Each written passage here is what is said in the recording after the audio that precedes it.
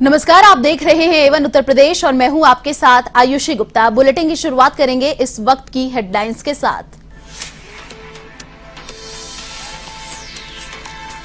Jyotiraditya Scindia, VK Singh सहित 4 मंत्रियों को भेजा यूक्रेन, हंगरी और पोलैंड। भारतीय स्टूडेंट्स को सुरक्षित लाने की दी जिम्मेदारी। ऑपरेशन गंगा के तहत स्टूडेंट्स की वतन वापसी जारी।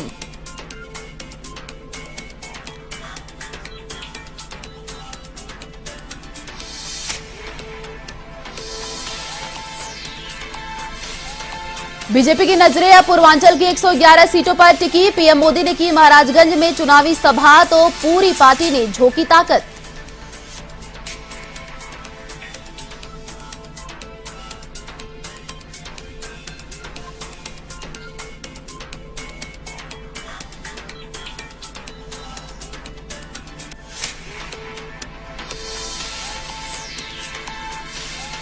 छठे चरण के लिए मतदान के लिए कांग्रेस ने भी लगाई ताकत। प्रियंका गांधी ने बांसुडी सहतवार में निकाला रोड शो। प्रियंका ने बदलाव के लिए मांगे वोट।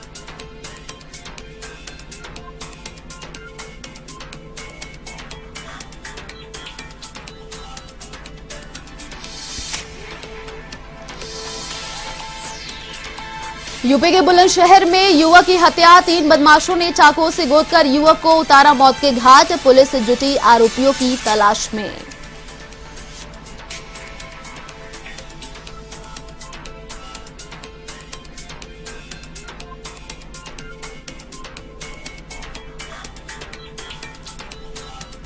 कानपुर देहात में सीआरपीएफ जवान की लापता पत्नी का मिला शव। परिजनों ने जताई हत्या की आशंका। जिलाधिकारी के आवास के बाहर किया प्रदर्शन।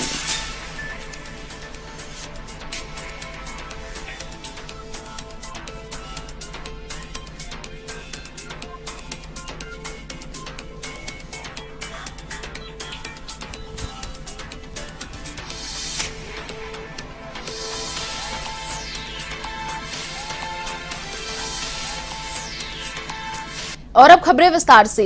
यूक्रेन और रूस के बीच छिड़ा युद्ध दिन पर दिन भयावह रूप लेता जा रहा है। ऐसे में यूक्रेन से बड़ी संख्या में लोग पलायन कर रहे हैं और पड़ोसी देशों में शरण ले रहे हैं। वहीं भारत सरकार भी यूक्रेन में फंसे अपने नागरिकों की सुरक्षित निकासी का अभियान तेजी से चला रही है।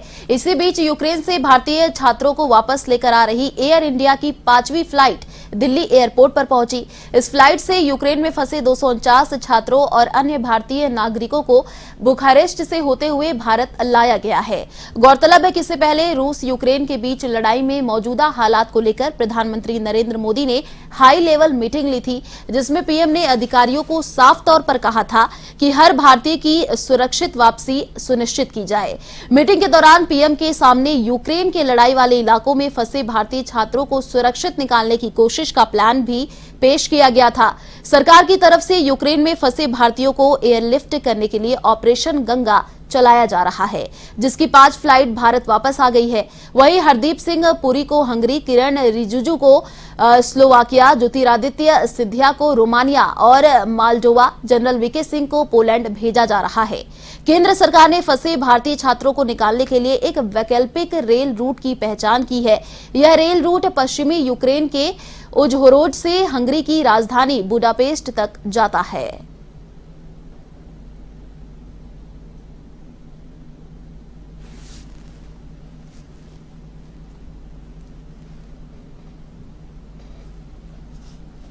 उत्तर प्रदेश विधानसभा चुनाव 2022 के 5वें चरण के मतदान के पूरा होने के साथ ही राजनीतिक दलों की नजर पूर्वांचल की उन 111 सीटों पर जा टिकी है, जहां 6वें और 7वें चरण में मतदान होना है।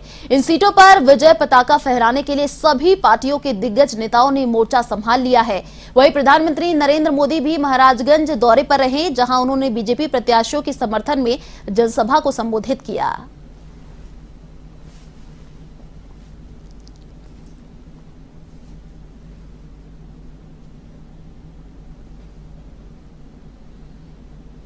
छठे चरण में 3 मार्च को होने वाले चुनाव के लिए प्रचार अब अंतिम दौर में पहुंच गया है। सभी पार्टियों ने पूरी ताकत झोंक दी है। इसी बीच कांग्रेस की राष्ट्रीय महासचिव प्रियंका गांधी भी बांसडीह पहुंची, जहां उन्होंने सहतवार में कांग्रेस प्रत्याशी के समर्थन में रोड शो किया। इधर प्रियंका के रोड शो को लेकर कांग्रेस कार्यकर्ताओं में खासा उत्साह नजर आया।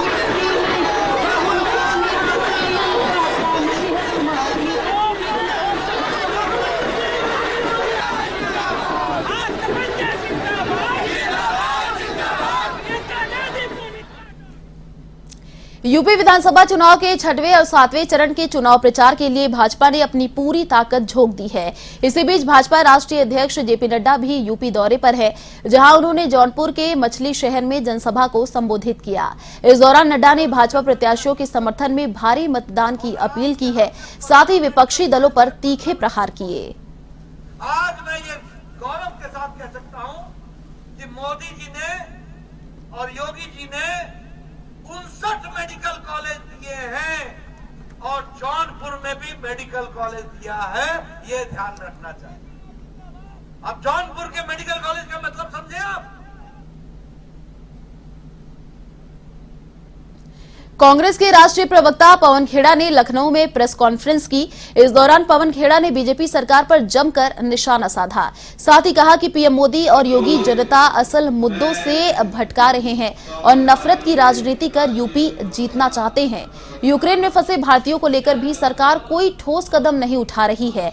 तो वहीं लड़की हूं लड़ सकती हूं अभियान को लेकर कहा कि यूपी में प्रियंका गांधी के इस अभियान को काफी जन समर्थन मिल रहा है। राजस्थान से सीखिए, उन्होंने एक तरह से अवसर बना दिया कि किसान भी कमा रहा है, छुट्टे सांड की समस्या भी नहीं हो रही। 3 मार्च को शिवपुर विधानसभा के एढ़े गांव में अखिलेश यादव और ममता बनर्जी की जनसभा होने जा रही है।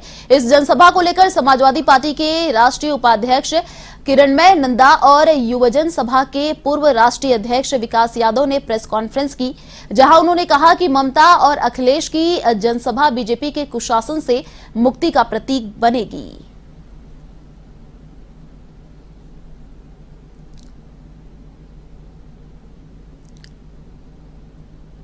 का पास जो टेंटेटिव प्रोग्राम है, 2 तारीख शाम को ममता जी आएंगे, आके गंगारती दर्शन करने के लिए दशाश्वमेध घाट जाएंगे।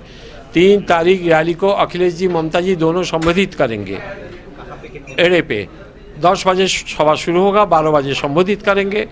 आज संबोधित करने का बाद विश्वनाथ मंदिर जाएंगे विश्वनाथ जी को दर्शन करने के लिए। यूपी के अमरोहा में तेज रफ्तार ट्रक ने बाइक सवार को टक्कर मार दी, जिसमें एक बुजुर्ग की मौके पर ही मौत हो गई, जबकि एक महिला गंभीर रूप से घायल हो गई।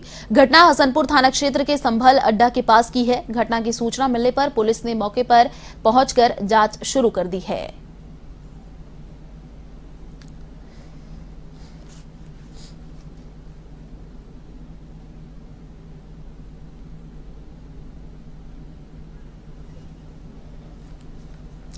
सुल्तानपुर में रास्ते को लेकर 2 पक्षों में मारपीट हो गई, जिसमें एक युवक की मौत हो गई, जबकि 4 लोग घायल भी हो गए। फिलहाल घायलों को इलाज के लिए अस्पताल में भर्ती कराया गया है। आपको बता दें कि ये पूरा मामला लंबुआ थाना क्षेत्र के मलाकतुलापुर गांव का है। सूचना मिलने पर पुलिस ने मौके पर पहुंचकर जांच शुरू कर दी है। साथ ही कुछ आरोपियों को हिरासत में लेकर मामले की पड़ताल की जा रही है। घटना से गांव में अफरा तफरी का माहौल है।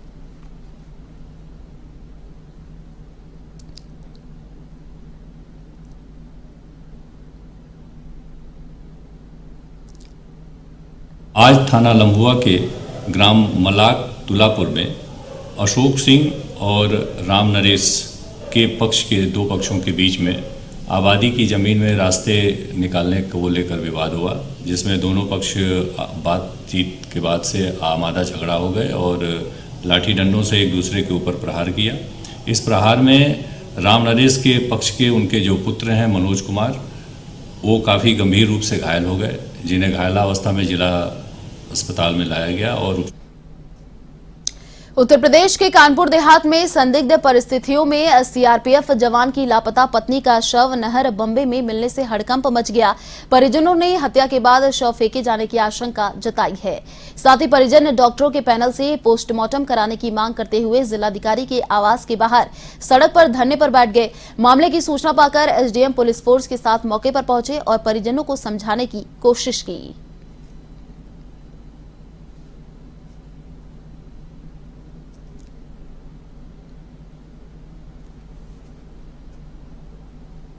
नगर में 20 तारीख को एक महिला का गायब करने के बारे में इनके द्वारा बताया गया। उसकी लाश जो है कानपुर देहात के मैथा क्षेत्र से सिविल थाना अंतर्गत लाश में बरामद हुई है। उन्हीं का पोस्टमार्टम के लिए पोस्टमार्टम हाउस डेड गाड़ी आई थी, तो उसमें कुछ औपचारिकताएँ थी, कुछ आयोग के द्वारा इंटरनल रिपोर्ट के बारे में रिपोर्ट दी गई थी। उसके लिए पैनल के द्वारा पोस्टमार्टम उसी के लिए सिस्टम है। पुलिस से रिपोर्ट आती है तो डीएम साहब के सैंक्शन के बाद सीएम पैनल बनाते हैं। सिस्टर का पोस्टमार्टम नहीं किया गया। प्रशासन की इतनी लापरवाही है। हम लोग इसीलिए बैठे हुए कि हमारा कहाँ मर्डर कहाँ हुआ, कब से गायब थी वो? ये 20 तारीख से हमारी सिस्टर गायब थी और उसका पर्दाफाश करते करते 6 दिन हो गए। कल डेड बॉडी हमको मिली है मैथा के पास, आटे रायपालपुर के पास एक पुलिया के। यूपी के सहारनपुर स्थित मेघछप्पर में सरकारी राशन डीलर पर मनमानी करने का आरोप है। ग्रामीणों का आरोप है सरकारी राशन की दुकान का डीलर वेदपाल राशन कार्ड पर 1 से 2 किलो राशन में कटौती करता है, जिससे लोगों में भारी आक्रोश व्याप्त है। पीड़ित ग्रामीणों ने ऐसे भ्रष्ट सरकारी राशन डीलर के खिलाफ कार्रवाई की मांग की है।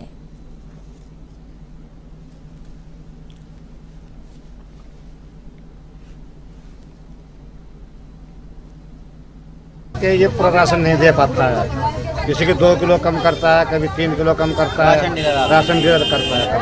क्या नाम है इनका? इनका नाम क्या नाम वेदपाल। तो आप पूरी पब्लिक को पूरा राशन मिलना चाहिए, जिसका जो हक है उसे मिल। लोगों को जो है हमें कब मिल रहा है? पूरा नहीं मिल जी हमें पूरा नहीं मिल रहा। कब से चल रहा है सब? 1 साल के करीब हो गया सर। तो आप लोग क्या चाहते हैं? हम चाहते हैं हमें पूरा हक मिले, हमारा जो हमारा हक है। 2-2 किलो काटता है हरी राशन कार्ड से और हर महीने नहीं मिलता। एक 4 पर्ची मेरे पास रखी जो कि किसी हाथ की बनाई है। ये आप ही की पर्चियाँ हैं? जी हाँ, इन्हें से दे रखी। जी ये पर्ची जो बना के नहीं मिलता तो फिर 25 पर जमा हो जाती है। यूपी के फिरोजाबाद में नकली माल बेचने वालों पर पुलिस ने शिकंजा कसना शुरू कर दिया है। इसी बीच टुंडला में 2 दुकानों में छापेमारी की गई, जिसमें टाटा का नकली नमक बरामद हुआ है। पुलिस की इस कार्रवाई से बाजार में हड़कंप मच गया।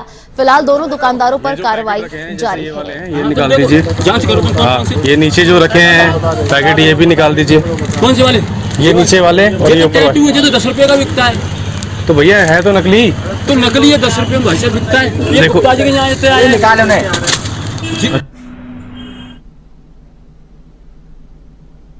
रोड पे दुकान हमें मिली थी, जिससे हमने पहले सैंपल परचेज करवाया। उसके बाद हमने उसको देखा तो वो डुप्लीकेट पाया गया। तो टाटा सॉल्ट में कुछ चीज़ें होती हैं, जैसे ये टाटा सॉल्ट का पैकेट है, इसमें ओरिजिनल में कुछ डिटेलिंग होती है जो डुप्लीकेटर को पता नहीं होती। तो वो जैसे ये है, यहाँ पे टाटा 1 2 3 4 5 टाटा के पास 5 मैन्युफैक्चरिंग यूनिट है अपनी। अच्छा। तो उसका कोड लाइसेंस नंबर फूड से अलॉट हो रहेगा उनको। तो मैन्युफैक्चरर जब काउंटरफिटर क्या करते हैं, ये AG करके लिखा हुआ है, तो इसमें लाइसेंस नंबर नहीं है उसका, जो डुप्लीकेट हमें मिला है। लखीमपुर खीरी में हुए विधानसभा चुनाव को लेकर केंद्रीय गृह राज्य मंत्री अजय मिश्र टेनी ने दावा किया है कि बीजेपी यहां की सभी सीटों पर जीत रही है। मंत्री मिश्रा ने निघासन में कहा कि यूपी में भाजपा 300 से अधिक सीटों पर जीतेगी और सरकार भी बनाएगी। इस दौरान उन्होंने कहा कि यूक्रेन में फंसे भारतीय और स्टूडेंट्स की वतन वापसी होगी और इसके लिए केंद्र सरकार लगातार प्रयास कर रही है। सभी छात्र हमारे संपर्क में हैं।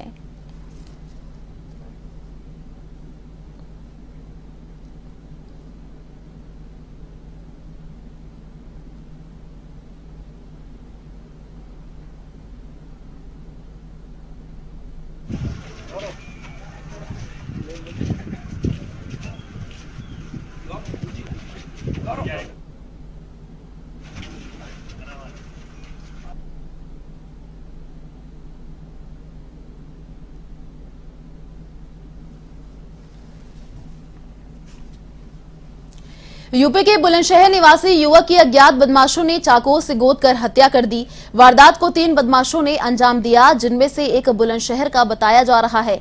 मृतक युवक की शिनाख्त ढकरोली निवासी भूपेंद्र के रूप में हुई है, जो हरियाणा के गुड़गांव में सीएनजी पंप पर नौकरी करता था। फिलहाल पुलिस मामले की जांच में जुटी है।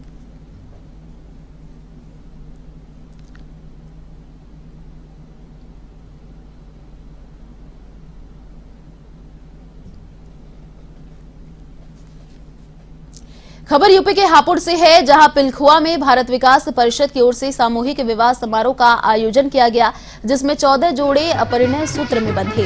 वहीं अग्नि के साथ फेरे लेकर एक दूसरे के साथ रहने का वचन लिया। शादी समारोह में वैवाहिक जोड़े को घर का सामान और कई उपकरण भेंट किए गए। इस दौरान गाजे बाजे के साथ साथ जमकर आतिशबाजी भी की गई।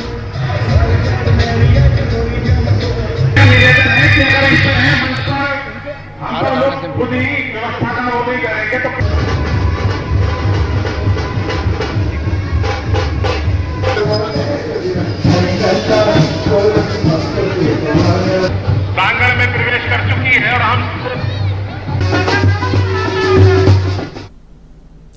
चलिए फिलहाल इस बुलेटिन में इतना ही। देश और दुनिया की तमाम बड़ी खबरों को देखने के लिए आप देखते रहिए A1 टीवी। नमस्कार।